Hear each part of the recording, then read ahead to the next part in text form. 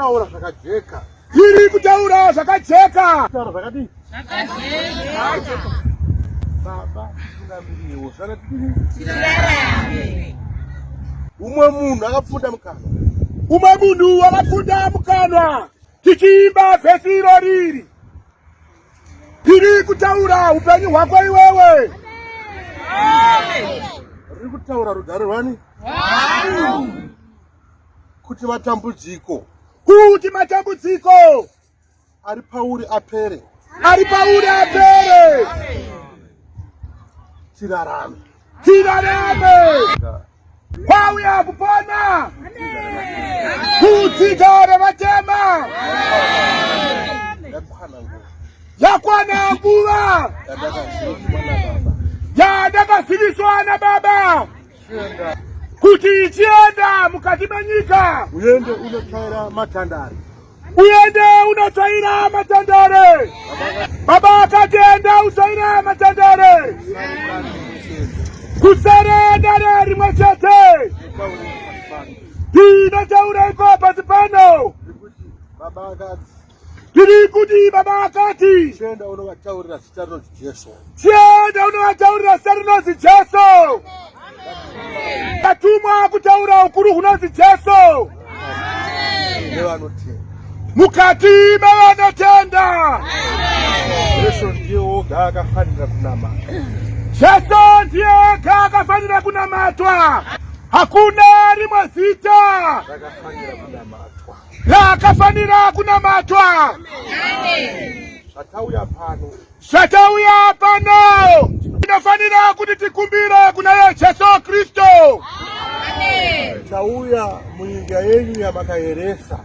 Kuti tauya munyika yenyu yamakayeresa. Mane matsutso ndizvo zvakatiremera. Moponeswa. Moenda kuna Baba musina matsutso. Moenda kuna Baba musina matsutso. Kuna Baba muri mumbiri yerugare. Moramba Mwari asimaponeswa. Kana kuti moramba Mwari asimaponeswa. Moramba kunamata asimi maponeswa. Saka ukuru hunonzi Jesu Kristu. Masimba anodanyika. Masimba ane shanje negodo.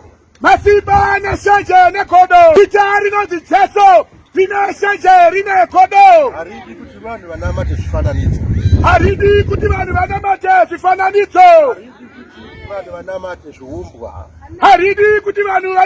zviumbwa. Saka zita rinonzi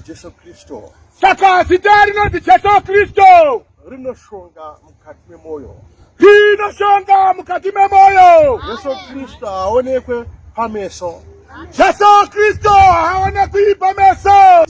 Kristu haonekwi panguo. Unogona kuipfeka sezvakaita baba uyu. Vane maziso enyama vobva mupostora waJesu. Vane maziso enyama vobva vati mupostori waJesu. Asi inguo chena iyi. Asiwo zvinoreva kuti mupostora izvo. Hazvisiriwo zvinoreva kuti mupostora izvozvo. Mupostora ari mumoyo. Ndomunoiswa Jesu. Mumoyo umu ndimo munogadzwa zita guru rinonzi Jesu. Kana moyo wako watakura Jesu Kristu. Moyo wako unotya kutadza. Kunyeya chaiko haunyeye kana una Jesu Kristu. Kutuka chaiko hautuki kana una Jesu Kristu. Zvino vanonamata vane chirwere chavainacho. Chavanoti kutadza upombwe chete. Kutadza kuponda.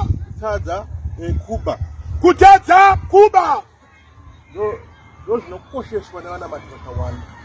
zvinokosheswa nevanamati vakawanda. Regai ndikutaurire chinamato zvachakaita. Jesu Kristu zvakaita. Jesu rudo. Jesu rudo. Kana Jesu ava mukati memoyo wako. saka kana Jesu ave mukati mwemoyo wako. mako mawe nerudo.